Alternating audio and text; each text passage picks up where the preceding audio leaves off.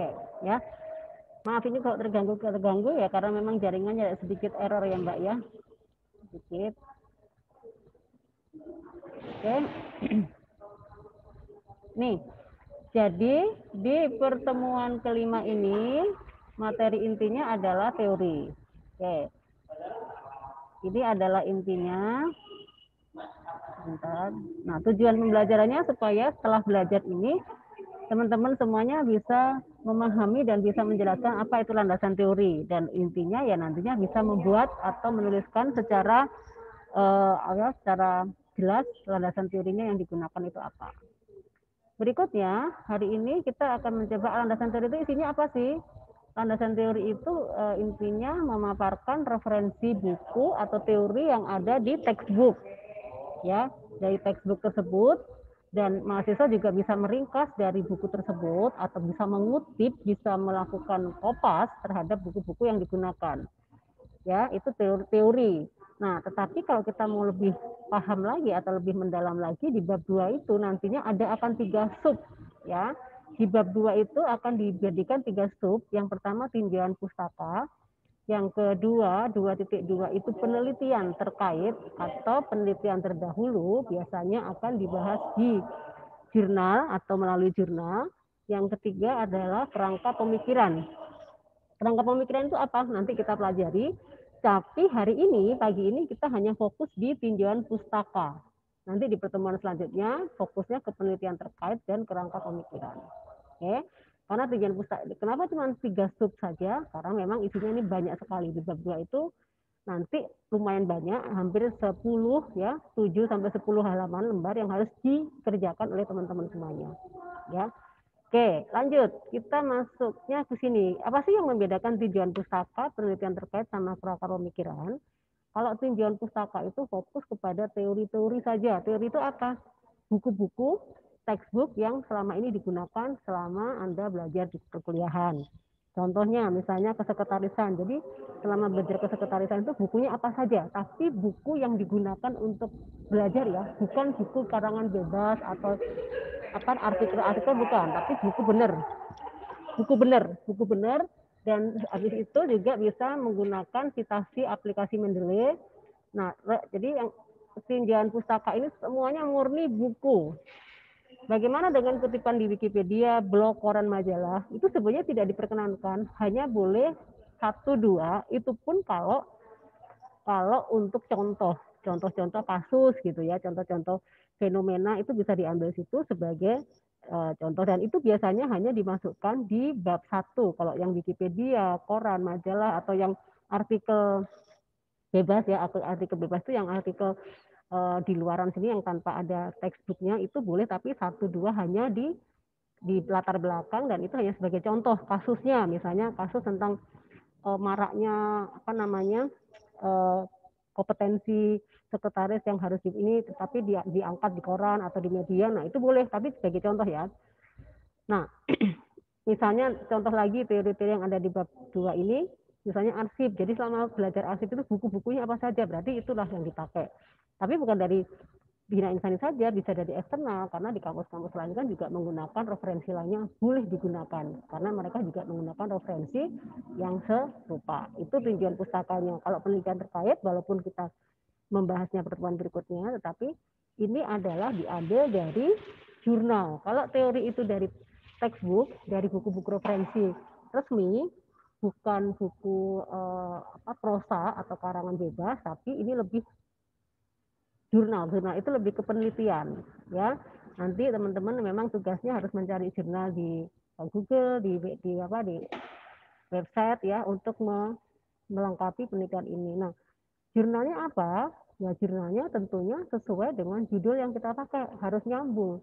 Kalau kita mengambil topik kesekretarisan, berarti kita harus mencari jurnal atau judul penelitian yang berhubungan dengan kesekretarisan yang setipe, yang sama. Tidak boleh sama. Kalau sama justru dicurigai itu akan mencontek atau plagiat.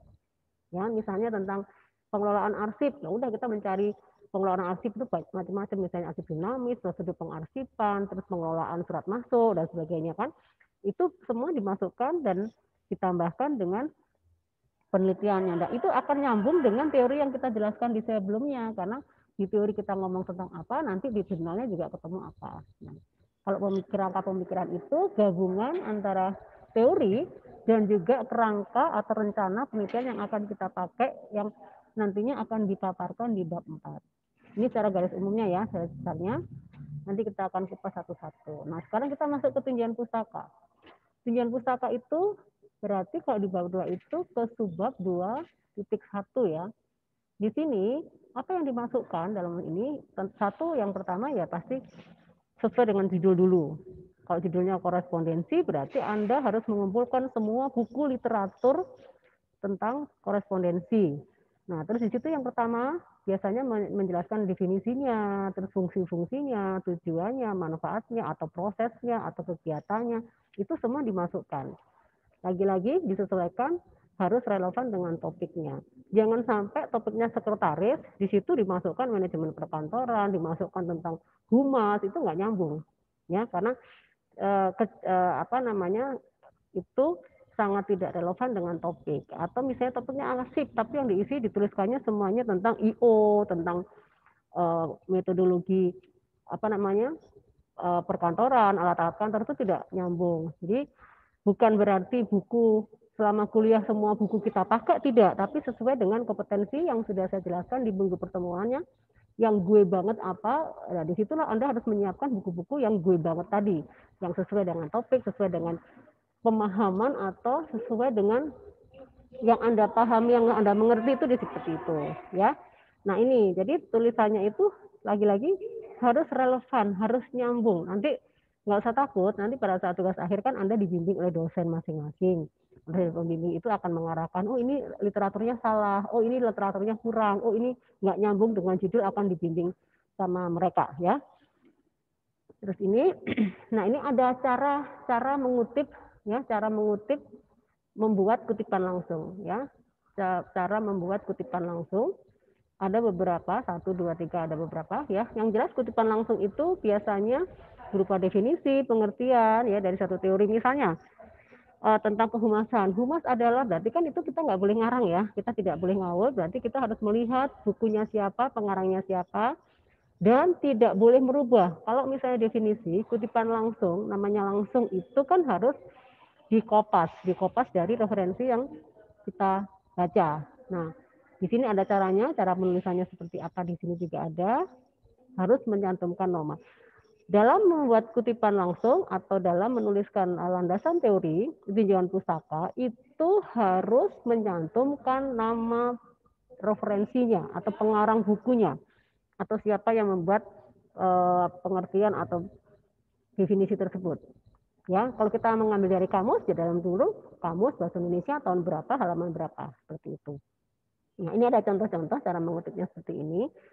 Menyantumkan nama referensi itu ada dua, ada yang di awal, ada yang di akhir. Karena penulisannya akan berbeda.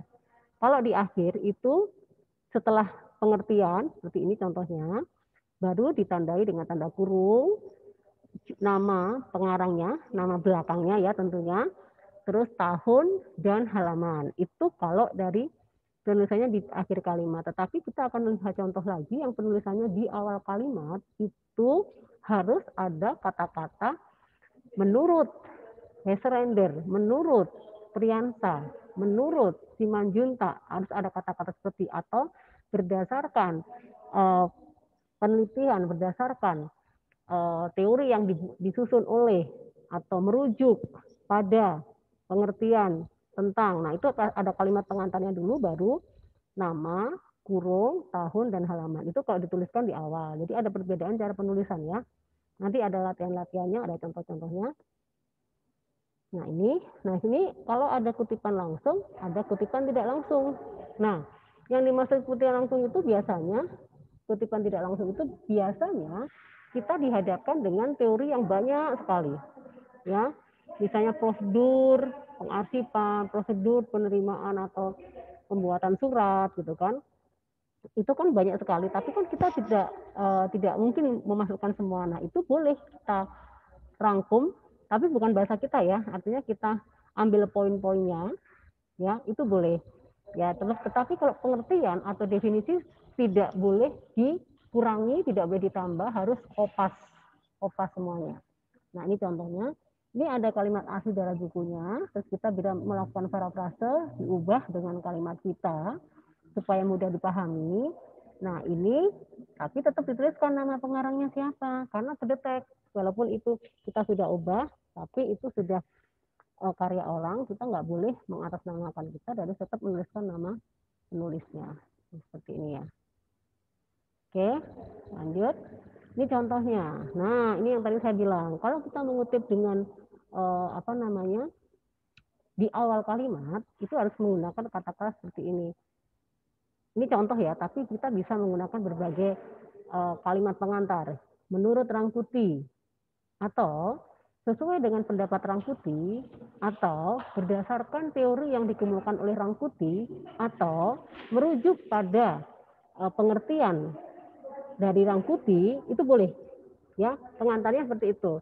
Terus Rangkuti itu nama pengarang ya, nama bukunya. Terus di sini langsung masukin kurung tahun dan halaman. Kalau di belakang tadi kan kurung, nama, koma, tahun dan halaman kan gitu kan. Nah, ini perbedaannya di sini, ini tolong dicermati, ini teknis ini kalau dalam tugas akhir, dalam sidang itu berpengaruhnya besar sekali. Karena mempengaruhi nilai, jadi hati-hati dalam membuat sebuah karya tulis itu tidak bisa sembrono, harus teliti, tidak boleh tipu-tipunya tidak boleh, harus diminimalis. Ini contoh yang ini. Nah, ini. Terus tadi kan di awal saya sampaikan bahwa peneliti atau kita bisa melakukan membuat suatu kesimpulan dari beberapa pengertian. Karena kalau kita memasukkan pengertian atau definisi itu kan tidak hanya satu pendapat, misalnya minimal dua ya, minimal dua. Lebih banyak lebih bagus. Nah, pada saat kita mengumpulkan tadi ada pendapat Rangkuti, ada pendapat Priyansa, ada pendapat Simanjuntak, ada pendapat Sidarmayati, kan ada 4 tuh. Nah, dari situ kan pasti bahasanya berbeda, tapi intinya sama. Nah, dari 4 pendapat itu Anda harus membuat satu kesimpulan menurut bahasa Anda atau kalimat Anda itu. Disinilah perannya penulis kayak gitu. Nah, dari 4 pendapat tadi, maka disimpulkan pelayanan prima adalah, nah itu pendapat Anda ini boleh.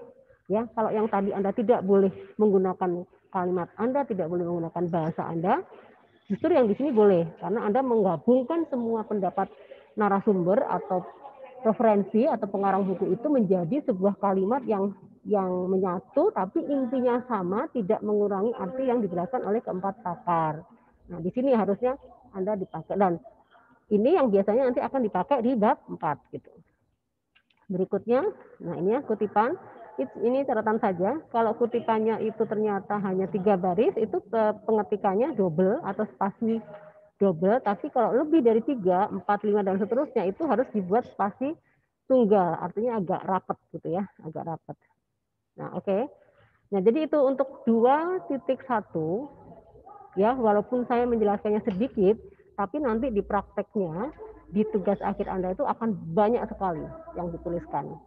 Ya, karena kan kita tidak bisa bahas satu-satu per judul, tapi teorinya seperti itu banyak sekali karena tergantung dari pokok-pokoknya.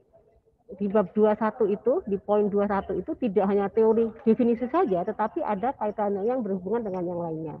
Contoh tadi misalnya kita berbicara tentang kehumasan. Pertama kita memasukkan misalnya pengelolaan kehumasan atau pelaksanaan kehumasan di perusahaan ini berarti kan fokusnya humas. Yang dimasukkan apa saja?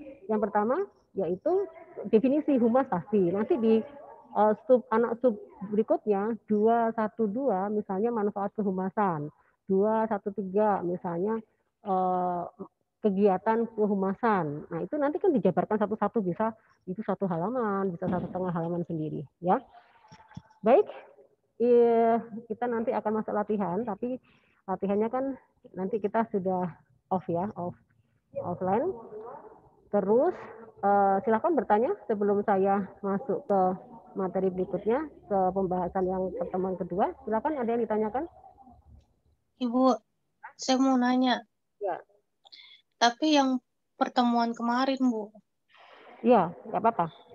Saya mau nanya yang identifikasi masalah sama apa sih yang 1 titik? Iya, itu nanti satu-satu ya. Identifikasi masalah itu, ini semuanya ya, untuk semuanya. Identifikasi masalah itu, jadi judulnya apa misalnya? Topiknya kita ambil tentang kehumasan tadi ya. berbicara kehumasan itu sebetulnya masalah yang sering terjadi di perusahaan itu apa saja, itu disebutkan namanya identifikasi. Masalah apa namanya prosedurnya, masalah apa namanya siklusnya, atau masalah apa namanya karyawannya, itu kan banyak tuh, itu ditulis semuanya. Ditulis semuanya itu maksudnya jadi kayak kita itu menyebutkan masalah, identifikasi masalah itu menyebutkan mengidentifikasi, oh masalahnya ini 1 2 3, nah itu tulis dulu di identifikasi masalah ya. Identifikasi masalah itu kalau bisa jangan melebar kemana-mana tapi hanya fokus ke judul, karena nanti dampaknya kalau melebar kemana-mana judulnya bisa berubah, nanti di bawahnya di rumusan masalah, di tujuan sampai ke isi itu akan bongkar semuanya ya.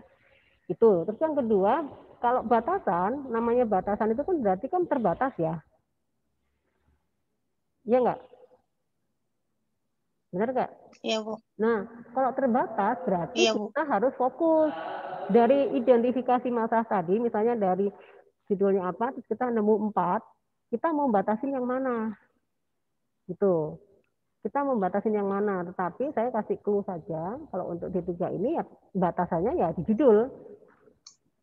Gitu, misalnya pengelolaan arsip dinamis, berarti kan arsip dinamis kan fokusnya, walaupun kita diidentifikasi menemukan pengelolaan arsip dinamis, prosedurnya seperti apa, penanganannya seperti apa kan gitu kan, tapi kita akan fokus di pengelolaannya dan arsipnya dinamis, karena arsip itu ada dinamis, statis gitu kan. Nah, jadi itu batasannya, difokuskan ke situ gitu. Jadi ingat, batas itu berarti terbatas. Jadi batas itu sama dengan terbatas, artinya fokus satu saja gitu ya. Satu objek saja yang mau kita teliti, gitu. Maksudnya gitu. Iya, Bu, paham. Oke, paham ya? Ya, makasih, Bu. Kalau yang untuk rumusan masalahnya, lagi-lagi sama dengan judul. Hanya kalimatnya ditambahi kata bagaimana bla bla bla bla bla bla, itu ada judul, bagaimana proses pelaksanaan atau bagaimana pelaksanaan kegiatan kehumasan di hotel ini Jakarta. Ada tanda tanya, ada tanda pertanyaan. Itu rumusan masalah.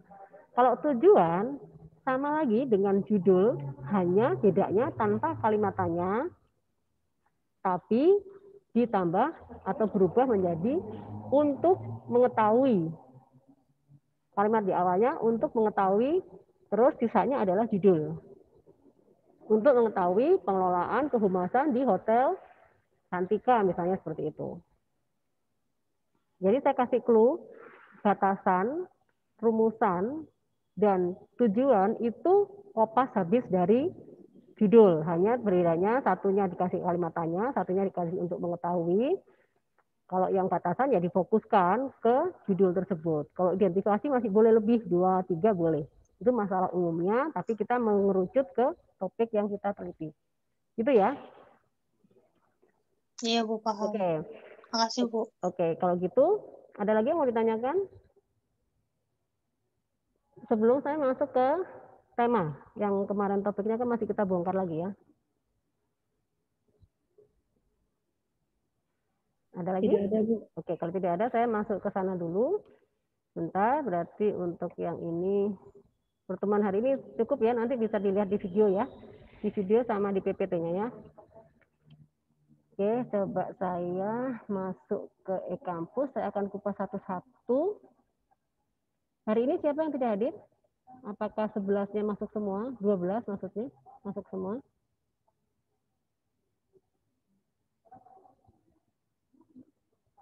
Terlihat Mbak, apa nih yang di layar saya? Di layar saya. Lihat, Bu. Apa? E-kampus bukan?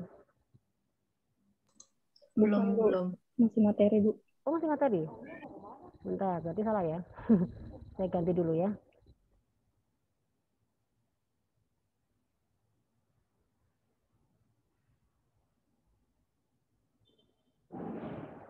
Bentar.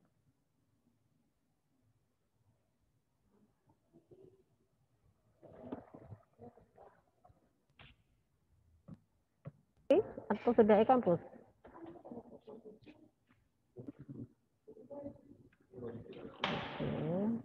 Gak ada, Bu. Belum. Oke, sebentar ya. Ini baru keluar dulu.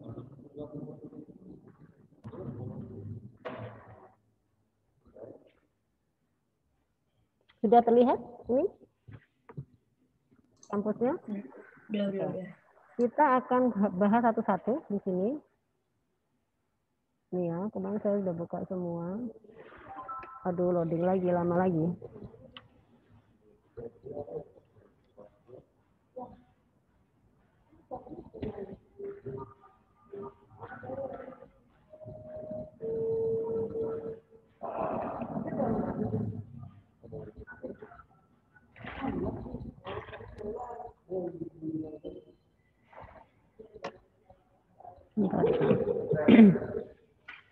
Oke ya, kita buka ya satu-satu.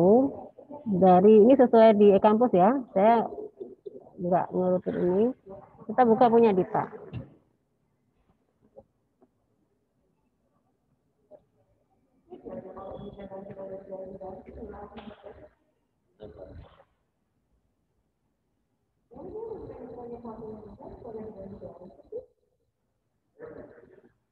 Ya Pak Sol, saya mengajar.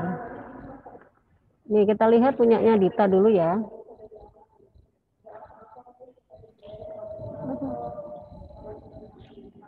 Terima kasih juga.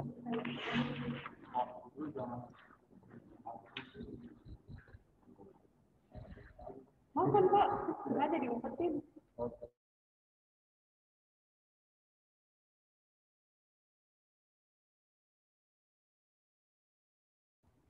Mohon maaf kalau loadingnya lambat dari kampusnya. Oke. Ini punya Dita. Itu topiknya adalah humas.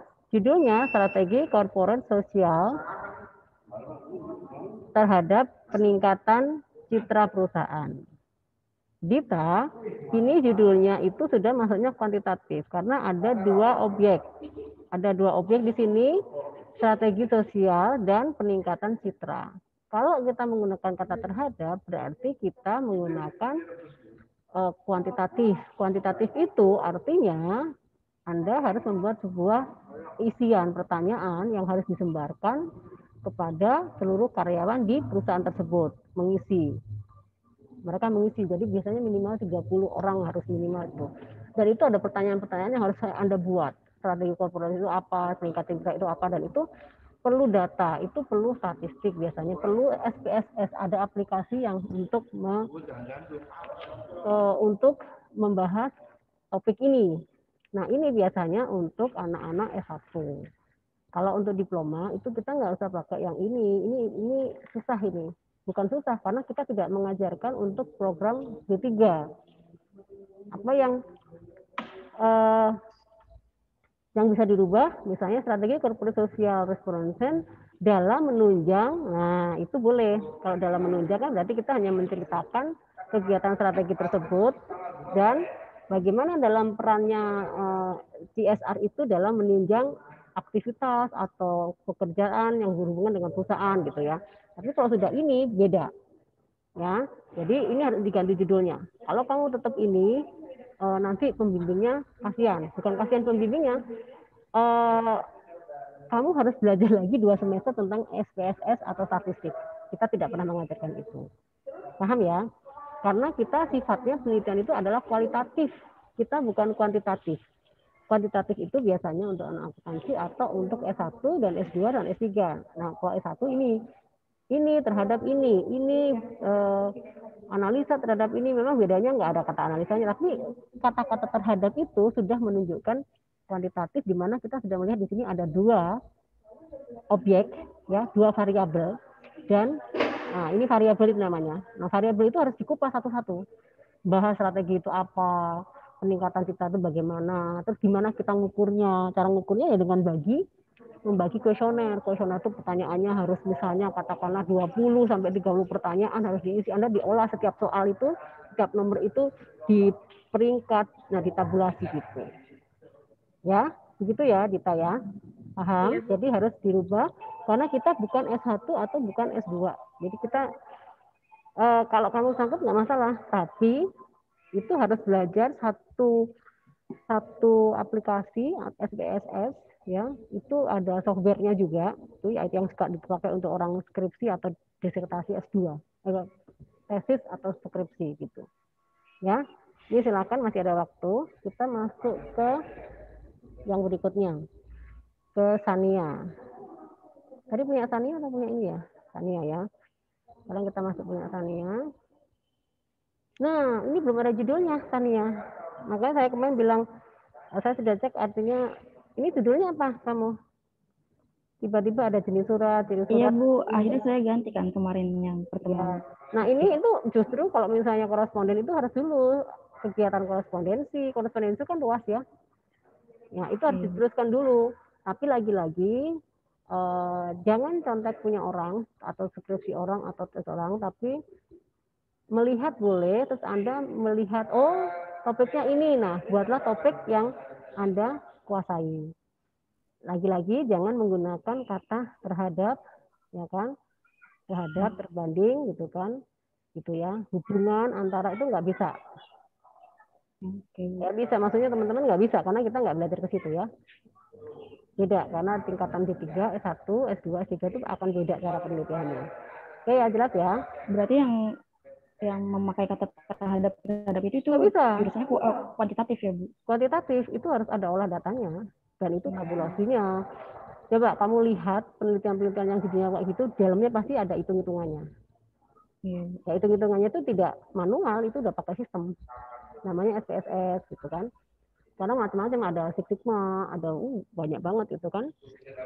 Kalau mau kilat itu kursus, kayak aja kalau misalnya mau ambil disertasi, saya harus khusus lagi karena kan sudah update kan gitu. Jadi penelitian itu analisis itu ada softwarenya dan itu harus belajar, harus dimasukkan ke laptop juga softwarenya. Terus dan juga harus kayak saya gitu, saya akan kursus lagi untuk penelitian apa gitu karena menggunakan sistem ini saya akan kursus itu. Karena nggak kursus saya nggak bisa gitu.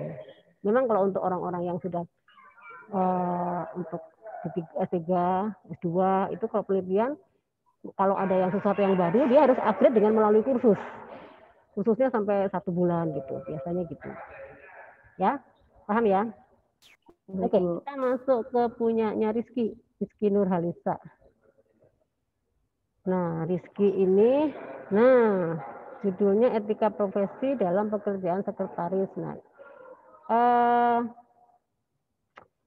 ini judulnya terlalu dangkal ya, karena ini sebetulnya hanya membahas etika profesi itu apa, ini apa-apa. Tapi kaitannya dengan sekretaris itu seperti apa, itu kan sudah dipelajari ya di etika profesi, seorang sekretaris harus gini. Cuma mungkin kalau mau tetap etika profesi, implementasi, jadi tulis aja implementasi ya, sekretaris atau implementasi penerapan etika profesi sekretaris bagian apa di perusahaan apa. Nanti di situ menceritakan di sana itu seperti apa etika yang dibangun sekretaris di sana. Nah itu boleh, tapi kalau etika profesi pada pekerjaan seorang sekretaris itu masih terlalu umum dan belum spesifik kita mau membahas apa. Ya. Terus yang kedua ini nggak perlu. Nah peran ini masuknya teori ya. Terus bertujuan untuk menambah ini nggak perlu. Jadi nanti di teori ada etika profesi apa, sekretaris itu apa, manfaatnya apa itu dibahas satu-satu. Ya, tapi sebetulnya kalau judul yang ini tuh terlalu, maaf ya, terlalu mudah. Nanti ini berpengaruh kepada waktu sidang sih ya.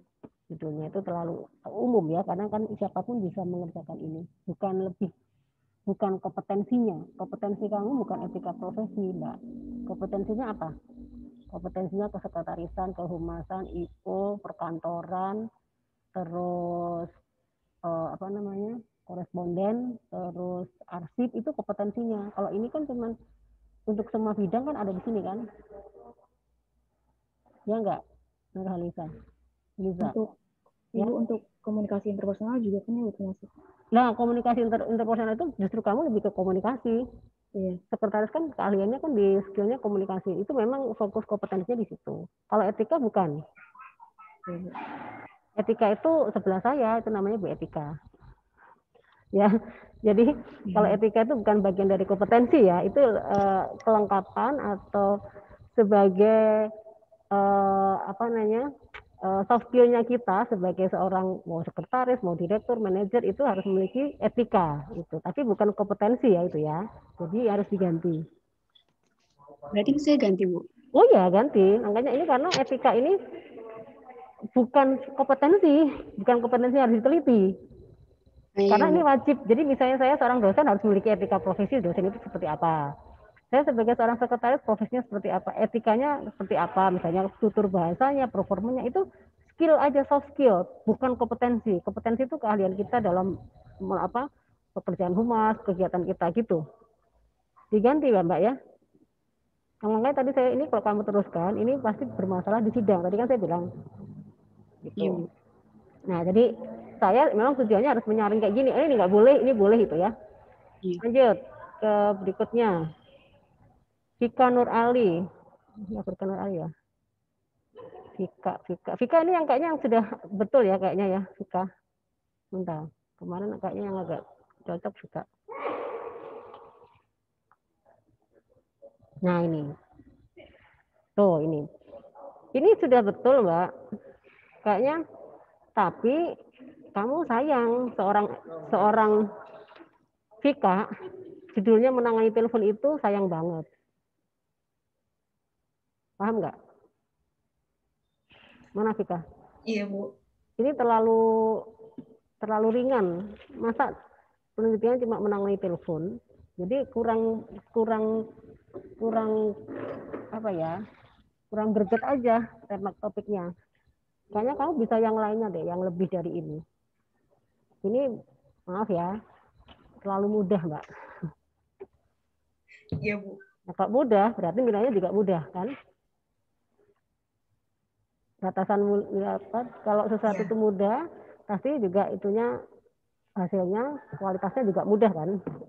Paham kan maksud saya? Paham, Bu. Nah, ganti ya. Oke, berikutnya. Anissa ini kayaknya juga sudah bisa nih kemarin judulnya. Nah, tapi Anissa itu kan kita sudah tidak dibolehkan dengan judul prosedur. Prosedur itu kan urut-urutan ya.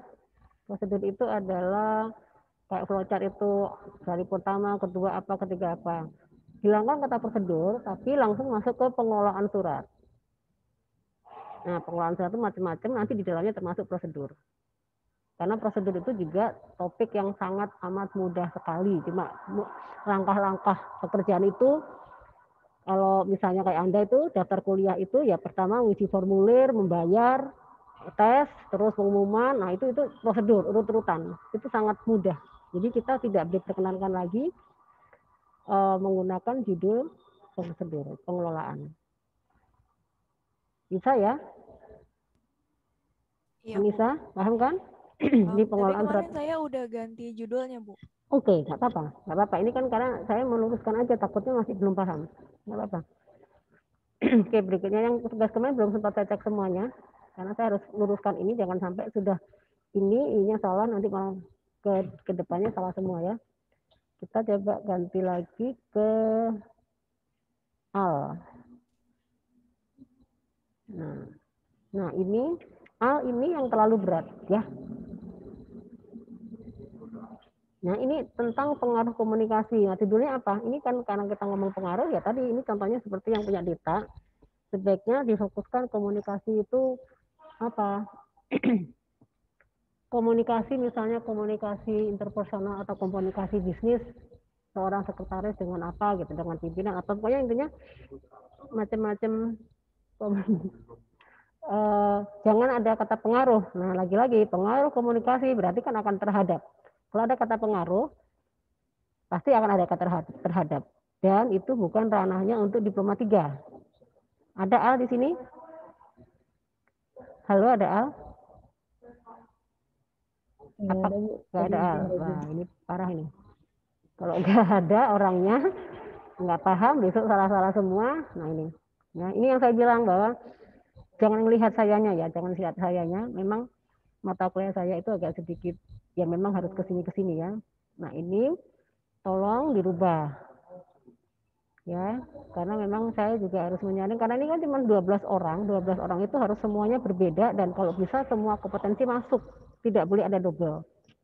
Misalnya komunikasi, 3 orang berkomunikasi tidak diperbolehkan. Harus supaya apa sih namanya, harapannya dari fakultas itu supaya teman-teman ini kompetensinya atau penelitiannya itu memang sesuai dengan kompetensi yang ada, tidak fokus satu gitu kan, nggak boleh gitu. Paham ya? Oke, karena A-nya nggak ada, kita tutup, kita ganti punyanya Reski Cahyani. Itu tadi mau nanya dulu saya, Bu, yang Ya. interpersonal. Berarti bisa judulnya itu kayak komunikasi interpersonal antara pimpinan dan karyawan kayak gitu, Bu. Betul, boleh. Dan kamu di situ akan mengamati yang terjadi di sana seperti apa. Nah, itu agak sulit ya, karena itu masuknya lebih ke soft skill juga ya. Kalau komunikasi kan lebih ke soft skill kan. Oh iya, Bu.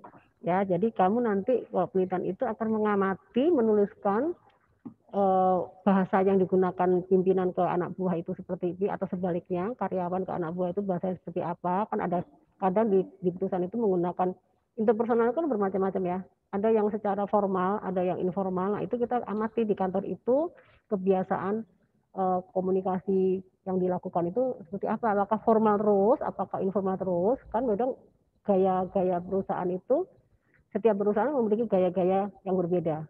Ya kan, budaya dan berpengaruh kepada gaya kepemimpinan, termasuk gaya komunikasi pasti berbeda. Nah, itu menarik sih kalau mau kamu kupas satu-satu gitu kan. Gitu, atau bahasa resminya, atau suka pakai bahasa-bahasa menggunakan lebih banyak non verbal atau verbalnya, itu bisa digunakan di situ. Gitu ya, Mbak. Oke. Nanti kita masuk ke Reski, tugasnya Reski. Nah, peranan dan fungsi sekretariat dalam membantu tugas. Ini juga sebetulnya sama ya. Ini sama dengan teori saja kalau ini. Jadi kita melihat peranan sekretariat dalam menangani apa yang kasusnya yang ini kan cuman teori ya, maksudnya nggak usah diteakan, bisa jadi selesai sehari gitu. Perannya apa, tugasnya apa, udah aja kan gitu kan. Gitu. Jadi langsung aja fokusnya peran sekretaris pada apa namanya dalam menangani pekerjaan pimpinan apa gitu kan. Harus difokuskan pekerjaannya apa misalnya. Kalau ini terlalu umum. Mana Reski? Reski mana Reski? Iya, Bu, saya, Bu. Ya, dirubah ya, Mbak? Iya, Bu. Oke, lanjut. Devi. Ada ide nggak hari ini? Nah, ini belum ada judul ya. Ya, ini belum ada judul. Judulnya mau apa, Mbak? Perkantoran itu juga luas ya. Ya, misalnya ada kan ada macam-macam jenis tata ruang kantor, macam-macam kan. Kita mau ambil yang mana perkantorannya? Belum ada kelihatan ini mau bahas yang mana. Bu, saya udah ganti judul. Apa? Judulnya peranan K3 yang baik di perkantoran PT apa gitu, K3 Bu. itu apa coba? K3 itu apa? Saya ingin tahu. K3 itu apa? Kesehatan, keamanan, keselamatan. Ya, saya tanya, kamu jurusan sekretaris atau manajemen? Sekretaris. Kamu belajar K3 nggak?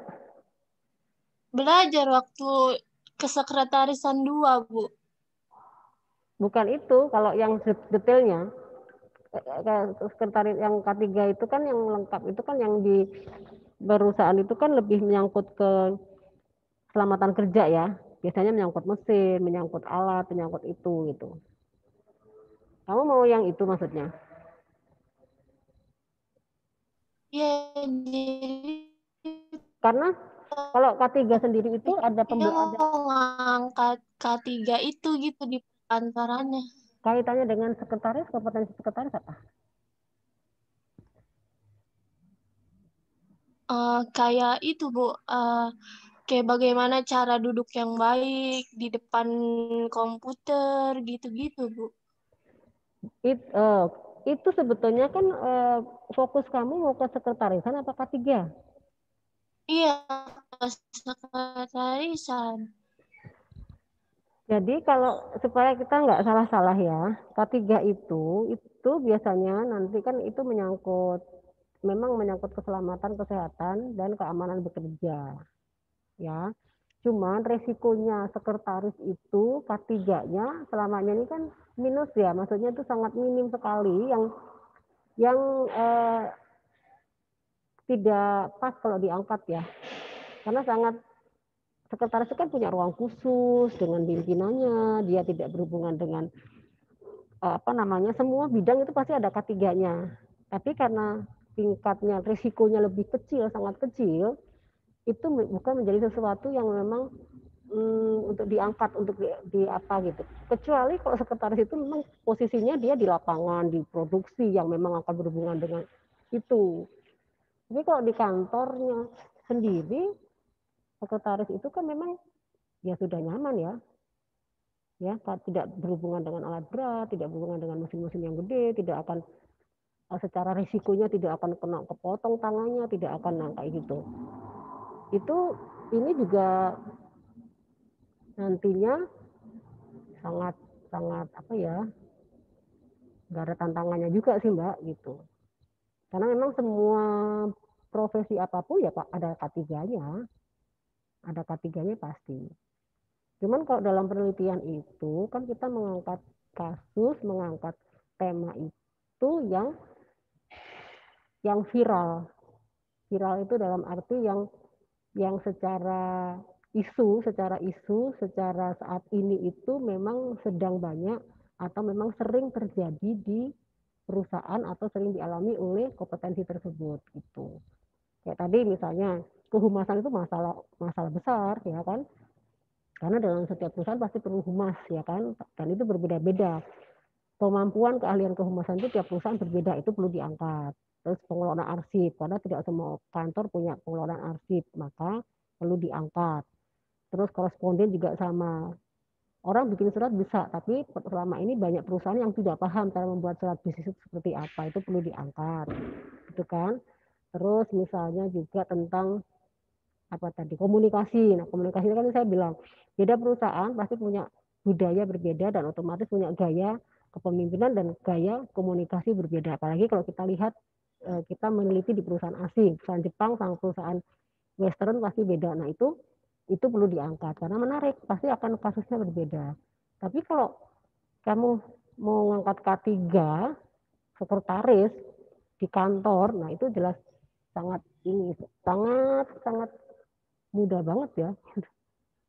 Bukan isu yang memang sering terjadi, yang perlu penanganan gitu loh Mbak.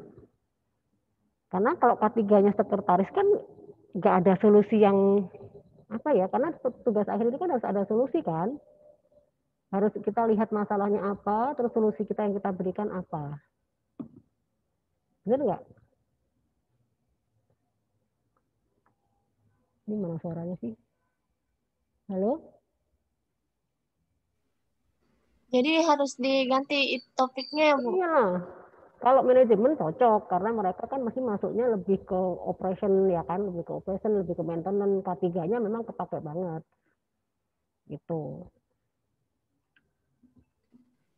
Kalau kayak pelayanan prima di kantor gitu, Nah, itu bisa, Bu? boleh, justru kalian adalah di situ tempatnya. Customer service itu kan beda-beda kan, cara tiap perusahaan kan beda. Misalnya gini, kamu melihat atau melakukan penelitian di perusahaan besi, customer service-nya atau pelayanan primanya beda kan dengan di bank? Iya, beda, Bu. Perlu diangkat nggak? Perlu diangkat dari sebuah penelitian nggak? Bisa sih, Bu. Bisa, Kan karena beda. iya beda, kan menarik. Oh, kalau di bank itu harus cantik, harus keep smile, harus begini. Pelayanan prima memang harus salah satunya keep smile ya, tapi cara prakteknya kan berbeda.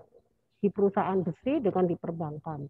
Terus di rumah sakit dengan misalnya perusahaan otomotif pasti berbeda. Nah, itu perlu diangkat. Justru yang unik-unik itu yang harus ditonjolkan. Dan pasti kita juga bisa memberikan masukan. Oh, sebaiknya begini, begini gitu, itu sangat diterima gitu.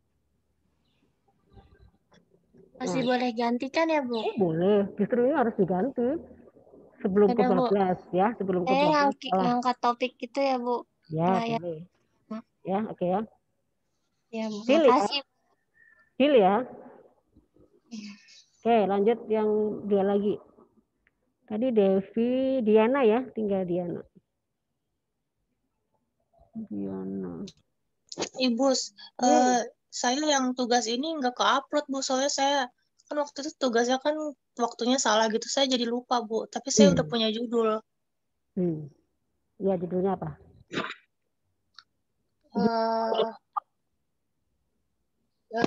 Pelaksanaan administrasi perkantoran di PT apa gitu, Bu. Oke, administrasi itu luas. Kamu mau fokus yang administrasi itu banyak. Yang mana? Administrasi penanganan apa? Kan macam-macam. Input data, Perkantoran. administrasi. Iya. Gini, Mbak. Seseorang itu punya pekerjaan, jabatan itu kan pasti punya masing-masing beda-beda kan. Saya tugasnya Iya, nginput Bu. data, ya kan, mencatat surat masuk. Tapi si B bisa jadi dia mendokumentasikan dokumen yang sudah saya input tadi, dia mendokumentasikan atau menyimpan. Berarti kan beda kan. Itu masuk administrasi juga. Mau yang mana, difokuskan aja. Administrasi dalam hal apa? Atau semuanya mau diangkat. Nanti dijelaskannya satu-satu, dibahas satu-satu. Kalau administrasi perkantoran, Bu. Iya, perkantoran, administrasi perkantoran itu banyak banget. Ngetik surat itu administrasi perkantoran. Ngarsip itu administrasi perkantoran. Ya kan, mencatat surat masuk administrasi perkantoran. Kamu mau yang fokus yang mana? Oh, iya, Bu. Ya kan, menghandle telepon, apa misalnya mencatat atau menghandle telepon, terima telepon masuk, itu juga administrasi juga tugasnya kan. Terus misalnya ngurusin rapat, apa sih namanya, membuat notulen itu administrasi juga. Berarti lebih mengerucut gitu ya, Bu? Iya, harus mengerucut. Nanti kalau terlalu luas, pengujinya nanyanya semua, ini apa aja, dicatat satu-satu. Karena judulnya luas, sehingga dijelasin semua. Saya ingatkan kembali, tugas akhir itu harus mengerucut tadi. Kan tadi dari identifikasi masalah itu kita ada 5 masalah tuh, A, B, C, D. Tapi kan kita nggak mungkin dengan keterbatasan waktu, maka topiknya pun harus dibatasin. Kita mau ambil yang mana, gitu kan? Itu namanya mengerucut. Tapi kalau misalnya judulnya itu, terus di pembatasan masalahnya itu lebih ngerucutnya, jadi kita ngebahas yang di pembatasan masalahnya itu bisa, Bu? Tema judul itu harus sudah langsung mengerucut, Mbak. Harus sudah langsung poinnya. Gitu. Ya. Iya, Bu. Kalau enggak gini, kan kemarin saya minta tolong dibaca di jurnal-jurnal teman atau TAT kakak kelas ya kan, atau bisa cari di Google, itu dibaca. Sistem pengelolaan itu bahasnya apa-apa aja gitu kan. Misalnya kalau misalnya kamu mau tetap administrasi perkantoran, di dalam itu bahas apa-apa saja. Nah, kamu bisa punya gambaran, oh administrasi perkantoran itu bahasnya ini. Ya, kenapa saya tadi bilang misalnya kearsipan itu ada dinamis dan statis. Nah, itu yang dinamis aktif atau dinamis pasif itu ada juga dua, ada cara pengelolaan yang berbeda. Itu namanya fokus, mau fokus yang dinamis atau yang dinamis pasif gitu kan, atau yang statis, beda gitu. Kalau dinamis itu artinya dipakai tiap hari, kalau statis itu arsip yang disimpan, yang penggunanya nggak tiap hari. Nah, itu beda penanganannya, itu namanya fokus. Kalau misalnya pengelolaan arsip itu dibahas banyak, kamu arsip yang mana, jelasin yang dinamis, jelasin yang statis, jelasin. Itu akan ditanya sama penguji nantinya gitu. Oh iya, Bu. Kan? Paham. Nah, kayak penanganan surat yang mana nih, masuk apa keluar? Nah, karena surat masuk itu lingkupnya juga nggak terlalu luas, itu boleh surat keluar masuk, lah, masuk dan keluar boleh diangkat dua-duanya. Karena memang kan tidak apa namanya, penelitiannya kan juga nggak sulit-sulit banget, karena itu satu paket gitu, boleh gitu. Gitu. Terus kalau koresponden yang mana, koresponden bisnis yang mana, kan macam-macam. Gitu kan. Komunikasi tadi kan saya, misalnya tadi ada yang angkat komunikasi interpersonal, padahal komunikasi ada komunikasi bisnis ya kan. Nah, itu namanya fokus, mau fokus yang mana, yang interpersonal apa yang bisnis gitu. Ya, Bu, paham. Ya, paham ya. Nah, Kasih, Bu. ini untuk Diana, ini sudah nggak apa-apa, ini betul ya. Tapi ini agak aneh aja. Kearsipan sama surat masuk, ini agak dua topik yang berbeda. arsip aja, surat masuk aja. Karena surat masuk itu hanya mencatat, mendistribusikan, selesai kan? Gitu enggak? Mana Diana? Diana nggak Zoom order. Oh, keluar Zoom. Oke, kalau nggak ada orangnya susah nih ya. Enggak, Bu, saya udah Udah, masuk Bu. lagi, Bu. Din, ini judulnya sudah oke, tapi ada dua topik yang agak clear ini. Ada kearsipan, ada surat masuk. Kearsipan itu adalah mendokumentasikan surat masuk itu mau diapain, pengelolaan surat masuk atau gimana? Kalau penanganan surat masuk itu biasanya kan dari datang, dicatat, ya kan? Terus didistribusi gitu kan, didistribusikan kepada misalnya ini untuk pimpinan, ini untuk staf ini, untuk gitu-gitu aja. Ibu, berarti kalau misalnya kearsipan aja, kalau surat masuk aja gitu. Ya, makanya tadi kan saya bilang pengelolaan surat masuk dan keluar di bagian apa, misalnya di bagian HRD, ya dia akan nulisin semua keluar masuk, surat masuk itu nanti dijelasin jenis surat yang ditangani apa saja, ya. Kalau menurut keluar itu nanti apa saja suratnya yang kamu handle kan gitu. Maksudnya yang departemen itu dihandle itu apa saja, karena kan ada surat di kantor itu tidak semua pengelolaan surat masuk itu dihandle satu orang. Surat masuk keluar ya, masuk dan keluar. Kadang ada surat yang sifatnya rahasia, surat ini dihandle oleh departemen khusus. Tapi ada juga perusahaan yang menghandle semuanya. Itu biasanya masuknya ke HR ya, ke HR. Nah, apa sih namanya, kalau HR itu bagian apa namanya? Apa namanya istilahnya? Bukan human research-nya, yang satu lagi yang bagian umum itu apa ya? Itu loh, HRD kan punya teman apa? HRD yang bagian khusus penanganan, kalau HRD kan menyangkut karyawan, ya kan? GA bukan, Bu? Iya, GA maksudnya, General Affair. Mau ngomong gitu aja susah. Nah, biasanya kalau ada kantor yang sudah established ya, yang bagus itu, semua surat masuk dan keluar itu dihandle oleh GA. Nah, tapi ada juga yang kantor kecil kan nggak dihandle secara profesional juga ada. Nah, kamu harus memantau itu.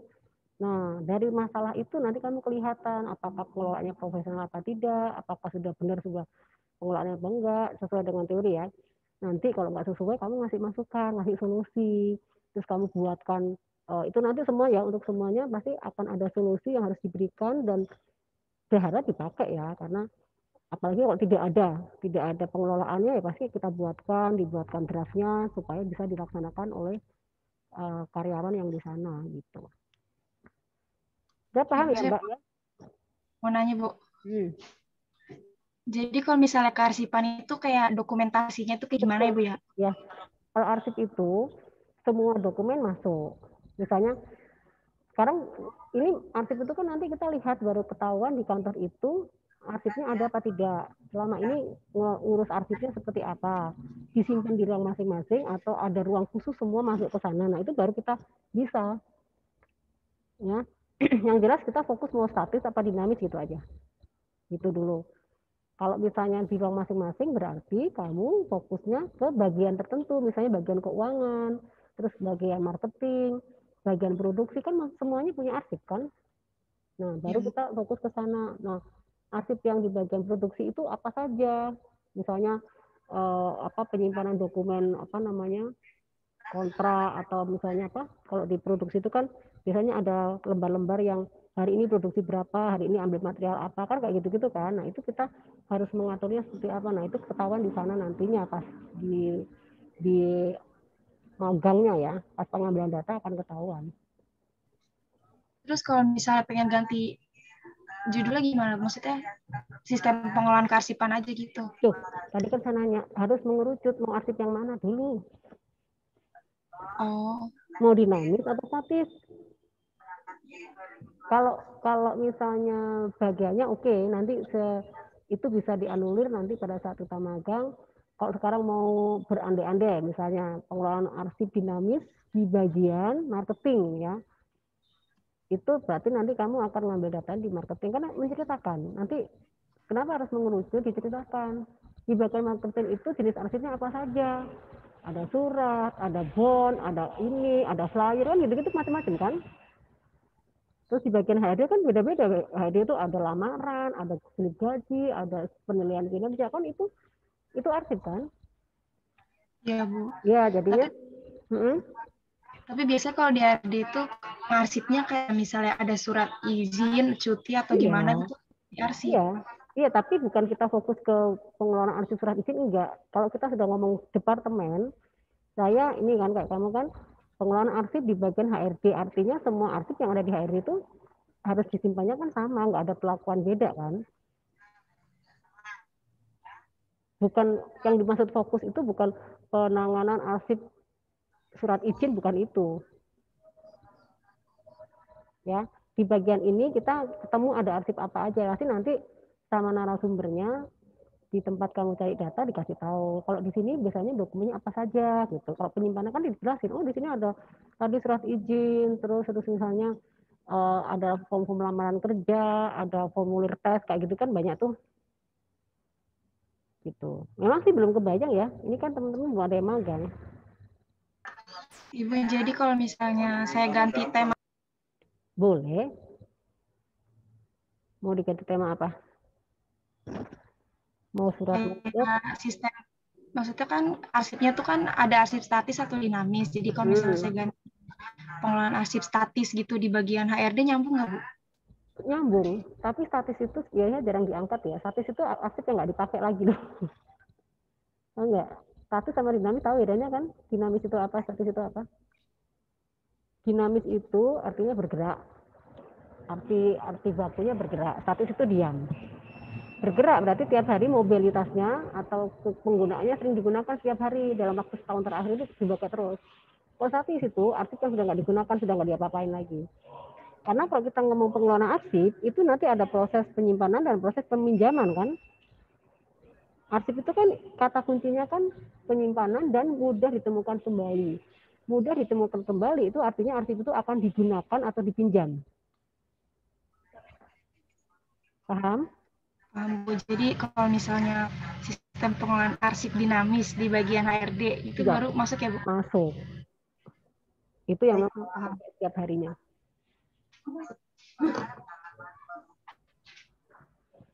Oke, semuanya sudah paham?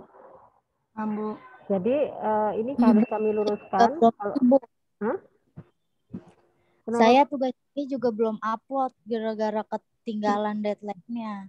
Iya, nggak apa-apa. Tapi kan yang penting sudah tahu kan kesalahannya atau judul-judul yang harus digunakan sesuai dengan tugas akhir itu yang benar seperti apa, udah tahu ya.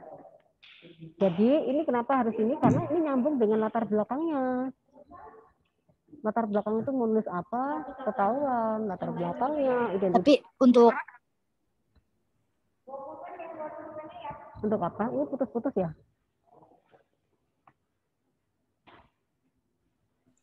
Ibu, saya mau nanya, Bu. Ya. Tadi kan kata Ibu tema saya udah cukup oke. Cuman kan terlalu ringan ya, Bu. Berarti saya harus ganti tema ya, Bu. Ambil yang nendang lah. Rugi kalau kamu nanti. Ini aja deh, kamu dapat nilai A apa dapat C? Gitu aja sih tawaran saya ke kamu. Kalau mau dapat A berarti judulnya harus seperti apa, gitu kan? Iya. Terima kasih, Bu. Ya. Oke. Bu, saya mau nanya lagi, Bu. Silakan. Ibu kalau judulnya itu boleh, Bu?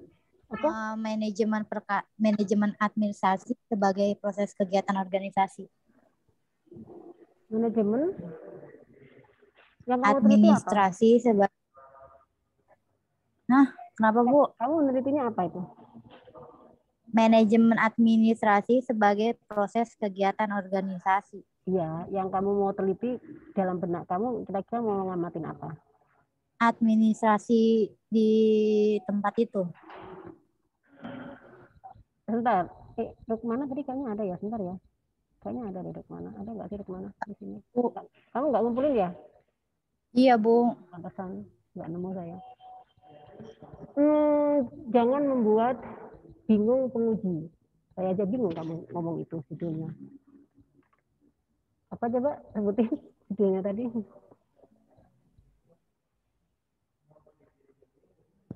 Manajemen administrasi sebagai proses kegiatan organisasi. Itu kayaknya nggak pas buat judul ya. Mendingan kamu ganti atau topiknya spesifik. Kayak tadi kan kita udah ambil contoh tuh. pelaksanaan, ya kan, pengelolaan, penerapan, implementasi, ya kan, gitu, harus ada kayak gitu. Kamu mau topiknya mau perkantoran maksudnya?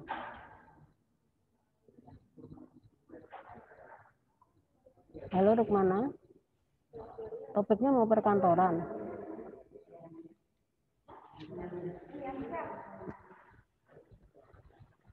Halo. Iya, Bu. Ya, berarti topiknya jangan itu. Ya. Tugas akhir ini adalah praktek. Ya, kamu mengamati penerapan ya, kompetensi-kompetensi yang sudah kita pelajari itu di dalam kantor yang secara nyata. Jadi kamu melihat, contohnya ya, kemarin kan kita udah belajar kesekretarisan. Kita melihat sekretaris itu di kantor itu kayak apa sih gitu kan. So, aslinya tugasnya apa aja. Apakah harus sama dengan teori? Tidak harus. Karena teori itu kan idealnya. Tapi di lapangan itu adalah implementasi karena disesuaikan dengan kondisi perusahaan, ya kan, kemampuan perusahaan. Gitu. Jadi kamu akan melihat, menceritakan semua implementasi kompetensi yang kita pelajari. Kayak tadi kita ngomong arsip. Arsip itu tiap kantor akan beda-beda. Tapi kamu melihat idealnya di teori kan begini prosedurnya sudah jelas. Tapi di lapangan bisa jadi beda. Nah, di situ kamu harus mengamati kenapa kok bisa beda, kenapa bisa tidak memiliki prosedur. Nah, itu kita cari gitu. Termasuk kantor. Administrasi kantor itu kan kita belajar banyak tuh tentang tata ruang, pencahayaan, peralatan gitu kan. Kita mau ngambil fokus yang mana gitu. Misalnya perkantoran itu juga luas. Jadi intinya yang kemarin saya pesan, kita menulis TA itu usahakan yang gue banget. Kan saya bilang kan, gue banget itu yang benar-benar kita tahu banget. Kita mau nulis ini, saya udah punya bayangan mau ini. Jadi kita nggak meraba-raba lagi. Gitu kan. Kalau tadi kan judulnya manajemen administrasi perkantoran dalam menunggu proses kegiatan perkantoran. Itu sebenarnya bukan TA itu. Itu artikel cuma idealnya begini, nanti perkantoran ini, kalau nggak didukung ini, maka nggak bisa lancar usahanya gitu-gitu aja. Tapi nggak ada sesuatu yang bisa diteliti. Kelemahannya apa, masalahnya gimana, kenapa nggak dilakukan, itu nggak bisa terukur. Ya, diganti ya Mbak ya. Iya, Bu. Manajemen administrasi dalam mendukung kegiatan perkantoran nggak pas deh kayaknya. Tadi kan udah banyak contoh-contoh yang saya kasih tahu ya. Masih banyak kok yang belum diangkat di sini. IO belum diangkat. Misalnya peran sekretaris dalam menangani IO di sebuah kantornya kan belum pernah diangkat ini di sini hari ini. Artinya kan belum pernah mengangkat itu kan, bagaimana menghandle IO. Nah, menghandle IO itu akan beda dengan yang pernah kita lakukan di Bina Insani ya, praktek kalian di BI akan beda dengan di perusahaan. Nah, kita melihat itu penanganannya, dan belum tentu juga di sana itu ideal gitu. Nah, kita harus memberikan masukan, harusnya seperti ini sebagai mahasiswa yang sekretaris yang dapat pengetahuan tentang IO itu harus memberikan masukan, memberikan solusi. Ini loh IO yang benar itu kayak gini harusnya gitu. Paham nggak Mbak? Paham tidak? Jangan di-mute dong. Bisa kan? Paham, Bu. Ya, oke. Bisa. Oke, ada lagi pertanyaan? Ibu, Saya Bu mau nanya Bu. Bu. Apa lagi? Siapa? Yang nanya siapa nih? Siapa ya? Ayo, Bu.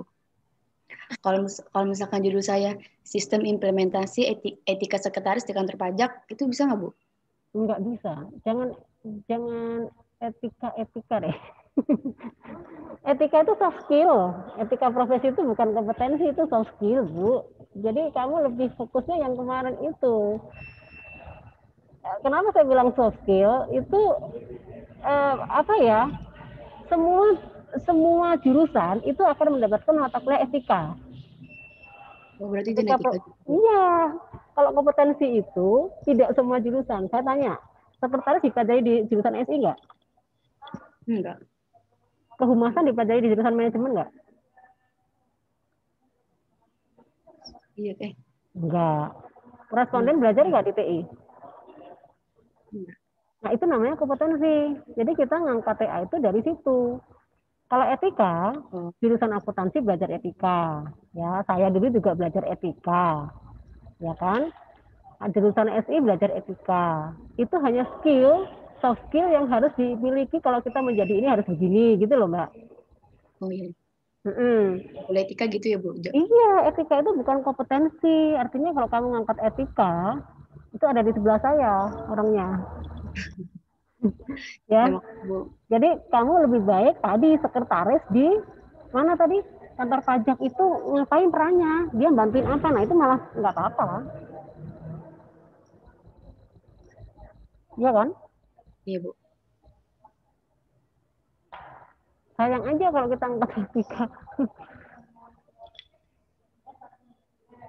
Gini, orang kerja itu pasti kalau kita mau lulus kerja, mau lulus kuliah, itu pasti harus dibekali etika. Karena etika itu modal kita kalau kita ngelamar kerja. Kalau kita nggak memiliki etika, pasti ditolak sama perusahaan. Kan gitu kan? Ya nggak? Kalau kita bekerja di dalam proses pekerjaan atau dalam masa perjalanan pekerjaan kita etikanya nggak bagus, kita dapat SP nggak? Iya. Ya, semua profesi apapun. Kecuali perusahaannya sendiri suka-suka lugu-lugu nggak apa-apa. Tapi kalau yang profesional dari awal masuk di screening awal itu kelihatan dari etika. Makanya itu namanya soft skill, bekal kita kalau masuk kerja itu satu memiliki etika, terus yang kedua attitude-nya sopan santun. Kan etika salah satunya di dalamnya kan kesopanan kan?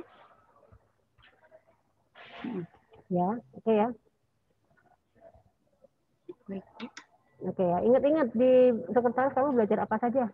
Padahal di pertemuan satu udah saya jelasin tuh kompetensinya ini.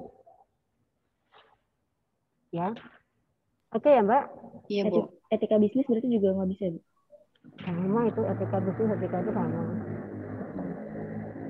Tapi ini di sini ada Bu di yang poin-poin administrasi perkantoran, etika bisnis dan perkantoran. Iya, poin-poinnya aja, tapi bukan bagian dari kompetensi. Kalau mau dikaitkan dengan bisnis itu satu paket, nanti di dalamnya ada nyinggung etika bisnisnya. Boleh diangkat, tapi bukan menjadi sebagai core utama tema, tapi di dalamnya nanti dibahas. Paham nggak? Dalam bisnis itu sekretaris harus ini, di dalamnya nanti di TA-nya itu akan ditulis diangkat etika bisnisnya. Gitu. Ya, nanti kalau pas ngangkat peran sekretaris ini itu selalu akan muncul juga di dalam pembahasan itu muncul dalam menjalankan ini sekretaris harus memiliki etika ini kaitannya dengan bisnis karena kaitannya dengan pihak ketiga dan sebagainya itu boleh masukin bagian dari pembahasan gitu ya bisa nanti ditanyakan di grup aja Mbak kalau misalnya masih ini gitu kan. Nah ini lagi-lagi karena ini nanti berarti mau nggak mau latar belakang masih diperbaharui lagi ya, disesuaikan dengan isu-isu yang terkini, kasus-kasus yang sedang marak terjadi seperti apa gitu kan. Kalau enggak, kenapa nggak ngangkat misalnya sekarang pandemi itu kaitannya dengan profesi, dengan kompetensi itu kaitannya dengan pandemi ini gimana dampaknya kayak gitu kan bisa. Oke, kalau tidak ada pertanyaan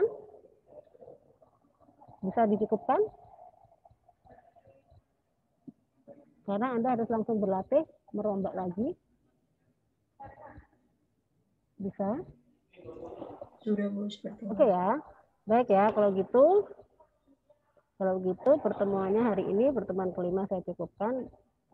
Tapi kita bisa lanjut ke pertemuan ke-6 nanti saya kirim semuanya materinya. Videonya sudah saya siapkan semuanya ya. Oke, di sini yang tidak hadir adalah A1. Saya hitung dulu 1, 2, 3, 4, 5, 6, 7, 8, 9. Yang nggak masuk tadi siapa? Al, Indi, sama lagi siapa? Yang masuk siapa? Kita kan 12 kan ya? Tadi Diana Bu izin soalnya. Oh dia, ya. Tapi Diana udah ada tadi ya. Berarti yang nggak masuk 2 ya. Oke, baik. Terima kasih atas perhatiannya. Terima kasih atas perhatiannya. Kita ketemu di minggu depan formatif ya. Iya, Minggu depan Bu. formatif dipelajari teorinya aja. Kalau formatif kita mau teori-teori aja. Maksudnya soal. Karena UASnya kan nanti presentasi proposal ya. Terima Kalau kasih. Silakan. UTS-nya Bu, Hah? UTS-nya? UTS-nya kasus, membuat biasa latar belakang, mengidentifikasi, makanya latihannya dari sekarang. Kalau UTS-nya itu nanti Anda dikasih pilihan, terus Anda menentukan, dari situ Anda membuat latar belakang, secara singkat, kayak gitu. Pokoknya kalau UTS itu nanti bab 1 isinya. Ya, kalau UTS itu isinya bab 1. Gitu. Ya. Oke, terima kasih semuanya. Saya akhiri pertemuan hari ini. Habis ini jam 10 break sebentar, jam 10 masuk di pertemuan ke-6 untuk sinkronus ya. Iya, Bu. Oke. Oke, selamat pagi semuanya. Selamat belajar, selamat mengerjakan tugas. Sampai ketemu lagi ya. Terima kasih, Bu. Pagi, See you makasih, Bu. semuanya.